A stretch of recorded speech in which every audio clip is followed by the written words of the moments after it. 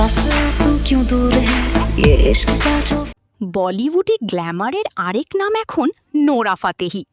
ঝলমলে উপস্থিতি আর চোখ ধাঁধানো নাচে তিনি যেন আগুন ধরিয়ে দেন পর্দায়। কিন্তু জানেন কি, এই আগুনে পারফর্মারের স্বপ্ন একসময় ছিল পুরো উল্টো। তিনি হতে চেয়েছিলেন একজন পেশাদার ফুটবলার। শৈশব থেকেই ফুটবলের প্রতি ছিল নোরার অদ্ভুত টান। মাঠে দৌড়, বল কন্ট্রোল সবকিছুতেই তিনি ছিলেন দুর্দান্ত। কিন্তু মাত্র ১১ বছর বয়সে এক ভয়াবহ চোট তার সেই স্বপ্নকে একেবারে থামিয়ে দেয়। জীবনের সেই কঠিন মুহূর্তই যেন তাকে ভিতর থেকে আরও শক্ত করে তোলে।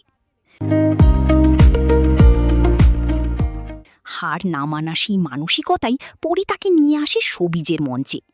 বলিউডে তার যাত্রা শুরু হয় রুর, টাইগার্স অফ দ্য সুন্দরবন সিনেমার মাধ্যমে। তবে আসল ঝড় তোলেন দক্ষিণী সিনেমার আইটেম গানে। টেম্পার, বাহুবলী দ্য বিগিনিং আর কিক 2তে তার আগুন ঝরানো পারফরমেন্সে মুগ্ধ হয় পুরো দুনিয়া।